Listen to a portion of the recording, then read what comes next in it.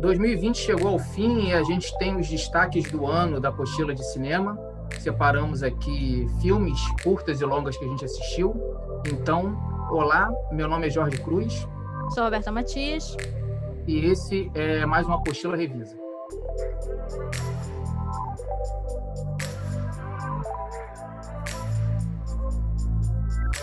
A gente tentou pegar 15 filmes cada um aqui, né? Fazendo uma espécie de revisão de tudo que a gente viu durante esse ano. Então, tentamos contemplar quase todos os festivais, plataformas diferentes que a gente conseguiu acompanhar durante 2020. Jorge, vamos começar então? Vamos começar, Roberta. E lembrando que a gente fez uma retrospectiva nas redes sociais, a gente vai deixar também tudo linkado. Então, a gente vai fazer também a lista completa, a gente vai publicar todos os filmes que a gente mencionou aqui. Então, Roberta, eu queria que você começasse falando aí os seus destaques de filmes brasileiros, o primeiro filme aí que você tem na lista. O que eu fiz aqui o primeiro da lista, eu separei mais ou menos por temáticas, né? Grandes temáticas, para ver se a gente consegue rapidamente relacionar um com o outro. Então, meu primeiro destaque foi, acho que possivelmente também um dos primeiros que a gente viu na apostila, foi o República no IMS Convida. E eu já linkei com 2 outros filmes, um da Netflix e o outro que vocês podem assistir no Telecine Play, que é o A Gente Se Vê Ontem, do Netflix, e o Rafiki, do Telecine Play. Então, como vocês podem ver, tem um recorte racial, né, nessa minha primeira parte da lista. O Rafiki eu não vi pela primeira vez esse ano. Eu vi na mostra, no Festival do Rio de 2019, eu acho. Mas eu fiz questão de colocá-lo aqui porque é uma das críticas que vocês podem ver na apostila de cinema. E a gente pode perceber uma diferença bem grande em termos de linguagem, né? O República é um filme experimental, como esse passou. A Gente Se Vê Ontem, que está na Netflix, é um filme mais para o público juvenil, né? Ele tem uma temática mais juvenil, mas inclusive é um dos filmes polêmicos aqui da minha lista, porque tem muita gente que não gostou do A Gente Se Vê Ontem. Inclusive, a gente já falou sobre ele aqui, né, Jorge? Um Revisa. E o Rafiki, ele é uma relação homoafetiva entre 2 mulheres, né, na África. Então, acho que esses seriam os 3 primeiros. Aí eu faço uma parte musical aqui da minha lista, que vai para Os Olhos de Ernesto, que foi visto na pré-estreia do Look, mas agora tem algumas plataformas para alugar, e Aleluia, o Canto do Tincoã, que eu vi na mostra no Inedit, no Festival Inedit, que a gente cobriu. Por que eu falo que é uma parte musical? Porque Aos Olhos de Ernesto tem uma música que é uma das minhas favoritas do Fito Paz, que é um Vestido em um Amor. Porque efetivamente ele fala sobre os Tincoãs, né? Então, Jorge viu também Os Olhos de Ernesto. Se você quiser falar, pode falar. Do Rio. Foi um dos últimos filmes que eu vi na sala de cinema. Eu me emocionei bastante, mas acho que também vale uma menção, Roberta, ao Quebra Tudo, né? É uma série da Netflix, a gente está falando aqui dos filmes, né? Já que mas a gente que está também na temática musical, né? Isso inaugurou também uma forma de a gente fazer crítica diferente, que você fez os textos por episódio e fez várias playlists, né? Então, se a pessoa quiser também Isso. A gente tem uma crítica musical junto com o texto, né? Tipo, escute e leia, né? Eu acho que sim. Eu procurei fazer uma lista, uma playlist bastante abrangente, né? Peguei, obviamente, alguns sucessos que não tinham como fugir, né? Só do Estéreo. Não tem como você falar de música latino-americana sem citar alguns grandes, mas tem lá, são 3 playlists E a própria crítica, vocês podem ver que ela está mais ou menos recortada também temporalmente, né? Eu fiz de 2 em 2 episódios. Vamos lá. A gente volta um pouco para a temática racial, mas com 2 curta-metragens, A Morte Branca do Feiticeiro Negro e o Ditadura Roxa, que foram vistos os 2 na Mostra da Cinemateca Pernambucana, né, que foi aquela grande maratona de curtas que eu vi, mas acho que como o Jorge já falou em algum momento aqui, desde então já tinha despertado a minha atenção, tanto que os 2 têm críticas sozinhos, né, na apostila, se vocês quiserem dar uma olhada. A gente não tem como indicar onde ver, porque são filmes que ainda estão participando de festivais, então é possível que eles voltem em algum momento esse ano, né? Em algum festival. Se voltar, a gente vai dar indicação também para vocês, possivelmente por Facebook ou por Instagram. Mas são 2 filmes que também tratam da temática racial de maneira, posso dizer, A Morte Branca é mais de uma maneira experimental do que o Ditadura Roxa. O Ditadura Roxa é uma ficção científica, né? E é bem interessante, porque você foge bastante do recorte documental mesmo que a gente tem quando a gente trata de algumas questões, principalmente no Brasil. E, bom, se vocês puderem ver os 2 em algum festival, eu já indico certamente, né, o Rodrigo, que é o diretor da Morte Branca do Feiticeiro Negro, é uma pessoa que eu quero acompanhar a carreira dele para ver o que ele vai fazer mais para frente, porque é bem interessante o que ele consegue fazer com imagens documentais. E depois a gente vai para Gramado. O meu destaque vai para um Animal Amarelo, né, que também tem crítica lá, vocês podem ver. Eu acho que é um preview do que a gente vai ver, possivelmente, nos próximos filmes do Felipe Bragança. Ele já tem se dedicado a uma temática da brasilidade, né? Ele fez o Carmen M. Né? Um pouco, né? Isso. Então, eu acho que a gente pode... o Animal Amarelo, na verdade, ele se passa em 3 países, né? Ele faz a tríade África, na verdade, Brasil, Portugal, África, né? Então, dá para a gente entender como é que ele está explorando essa temática da colonização e do que veio a ser a cultura brasileira, né? Mas também é um filme que tem uma coisa meio autorreferencial ali, ele trata de um diretor, então a gente pode reconhecer um pouco do próprio Bragança no protagonista. E depois eu vou para um dos meus destaques latino-americanos, que é o chileno Los Conductos. E me ajuda aí, Jorge, olhar de cinema, né? O presente no filme, na minha crítica eu falo isso, uma linguagem, uma visualidade latino-americana, muito associada ali com a época da ditadura, e o que a gente pode falar de uma linguagem cajeira, né? Uma linguagem da rua, né? De um lugar de ocupação de corpos periféricos, né? Então, eu tenho nas minhas pesquisas trabalhado com isso e achei que o Camilo ele tem uma coisa, uma pegada meio documental. A gente tem falado bastante sobre isso também, né, Jorge? Sobre esses filmes que ficam ali beirando o documental e a ficção.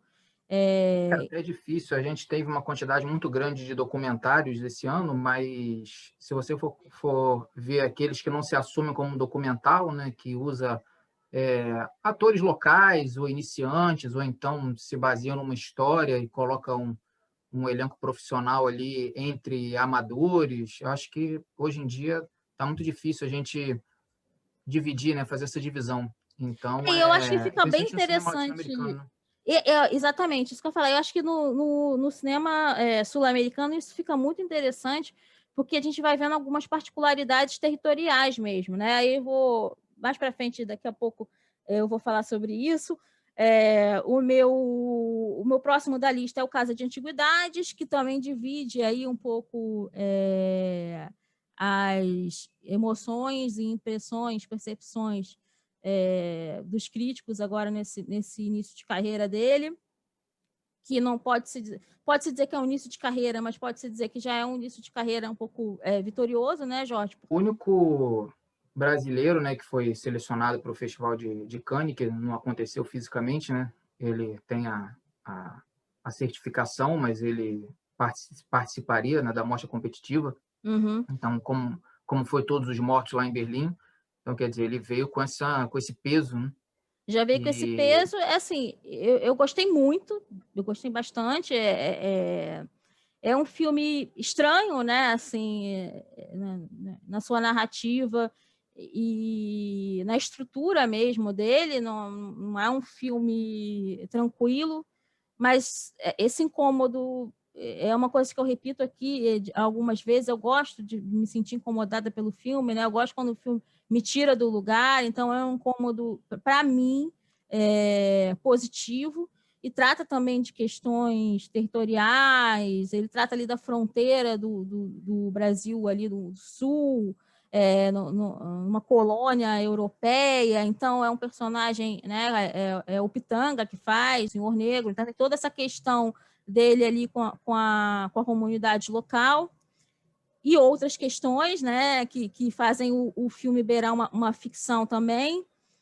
É uma ficção, mas faz um filme beirar uma ficção científica, né? Uma coisa, né? A gente começa com uma cena que é uma cena que te remete a isso, mas que na verdade ele te leva para outro lugar, ele te traz muito mais para o solo, e a gente termina numa ficção científica meio louca, e assim, eu gosto dessas experimentações.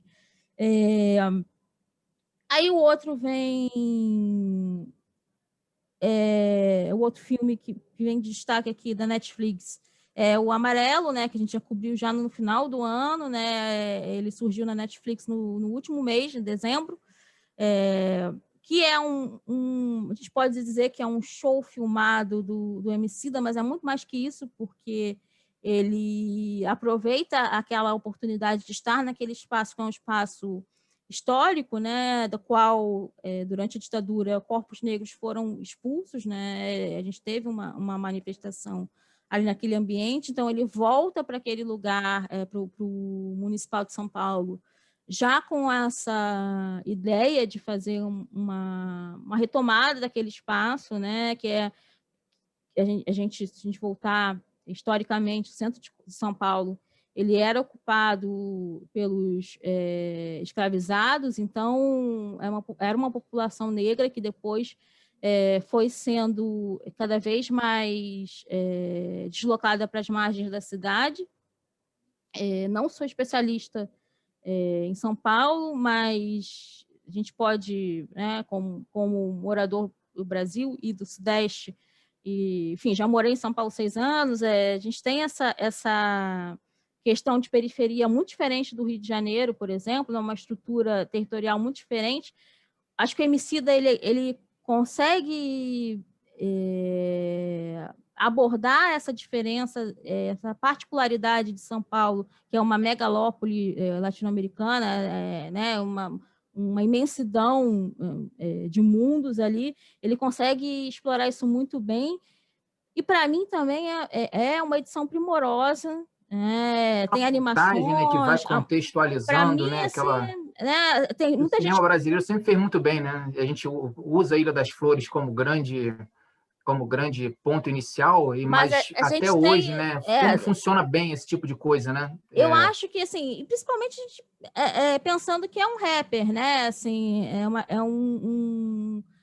o MC dele já vem há alguns anos tratando os videoclipes dele como obra audiovisual, uma coisa que tem ficado bastante em voga agora nos últimos anos. É um que vem já há quase uma década que ele vem fazendo pequenos filmes, né? São curtas os videoclipes dele. Ele sempre procura trabalhar uma narrativa de ancestralidade com a mãe, ou com figuras que foram figuras importantes para a história dele. Mas eu achei o Amarelo, assim, para mim, é um filme que tem toda essa pegada, tem uma carga também emotiva, obviamente, né, por detrás da figura do Emicida, para além das questões políticas, e que eu acho que, assim, para mim, acho que falando para a plataforma também, né, Jorge, eu acho que eu posso falar isso daqui pela apostila, né, que eu acho que o Jorge, a gente tem uma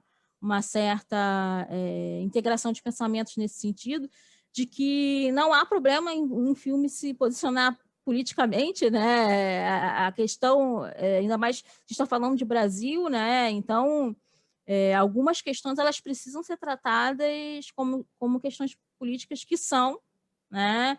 Então, eu acho que o Emicida ele consegue, para além disso, trazer um belo filme, né? Eu acho que é coerente até com o público que ele quer alcançar, né? Quer dizer, quem tem certo conhecimento, certo interesse sobre o assunto, vê coisas ali além, mas aquela pessoa que está ali sentada no sofá, escolhe um filme na Netflix sem saber muito sobre o que está acontecendo, sai com muita informação do filme, né? Acho que E de uma isso... maneira não pesada, né? Assim, ele traz muitas informações históricas, contextualiza o espaço, contextualiza a própria maneira de exposição dele.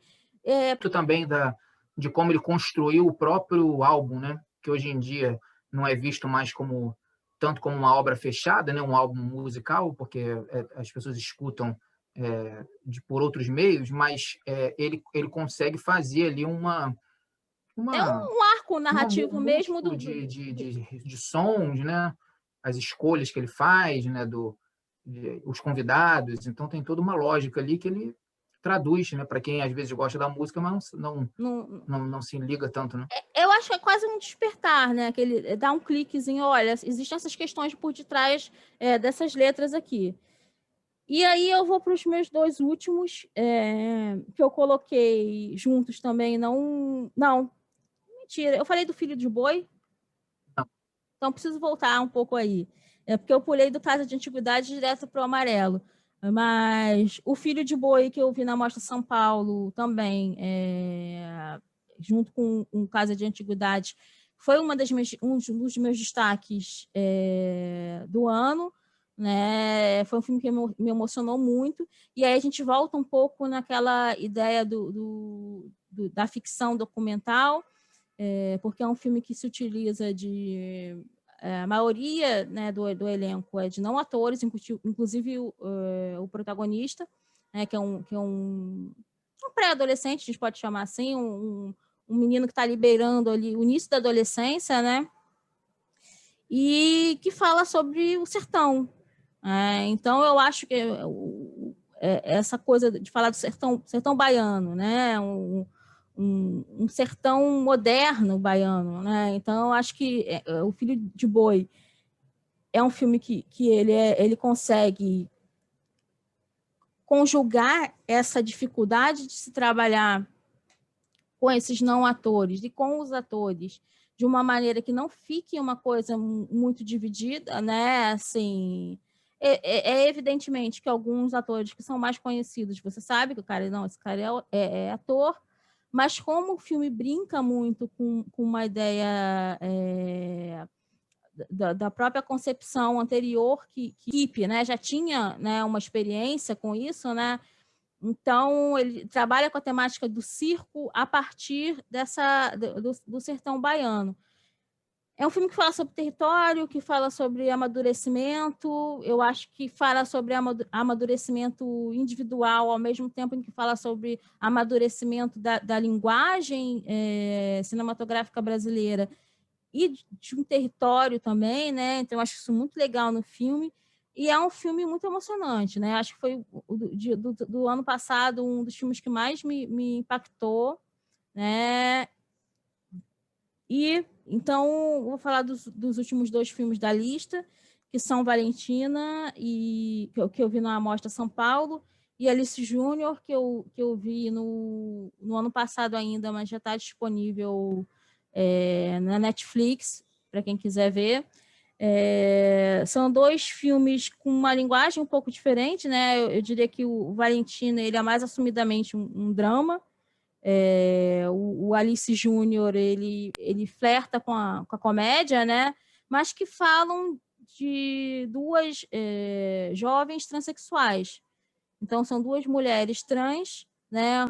Uma no corpo da Tiesa, que é uma youtuber muito famosa, né? Assim, ela já vinha, conseguiu fazer essa transição aí.